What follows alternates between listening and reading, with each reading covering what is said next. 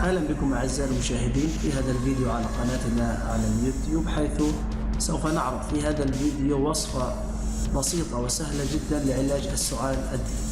هذه الوصفة مأخوذة من كتاب الموسوعة الشاملة في الطب البديل للدكتور أحمد مصطفى متولي. عزيزي المشاهد، حتى يصلك كل فيديو جديد تأكد من اشتراكك في قناتي، فقط اضغط على زر اشتراك الموجود أسفل الفيديو ولا تتردد. أيضا تابع صفحات التواصل الاجتماعي فيسبوك، تويتر، جوجل بلس، ستجد جميع الروابط في الوصف أسفل الفيديو. وأيضا تبعا لقوانين اليوتيوب، الفيديو الأكثر شعبية يصل لأكبر قدر من الناس، لذلك قد تكون أنت سبب في علاج مريض. شو المطلوب منك؟ فقط اضغط لايك، وإذا عندك أي سؤال اسأل ولا تتردد عبر التعليق.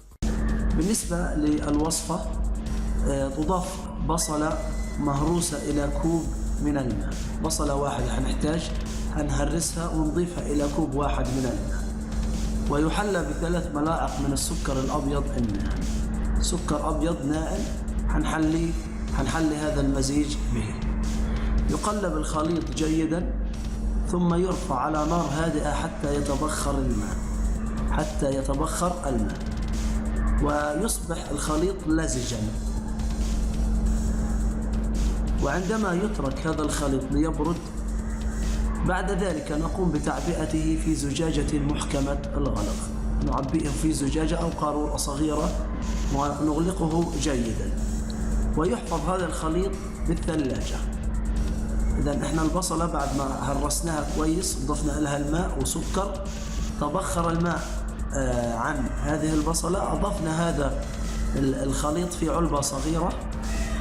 يؤخذ من هذا الخليط منه ملعقة كبيرة بعد الأكل 3 مرات يوميا.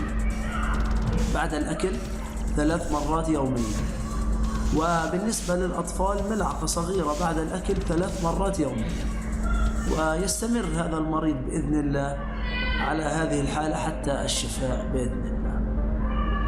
إلى هنا نأتي إلى نهاية هذا الفيديو. لا تنسوا الاشتراك والضغط على زر لايك، وقوموا بالتعليق أسفل هذا الفيديو.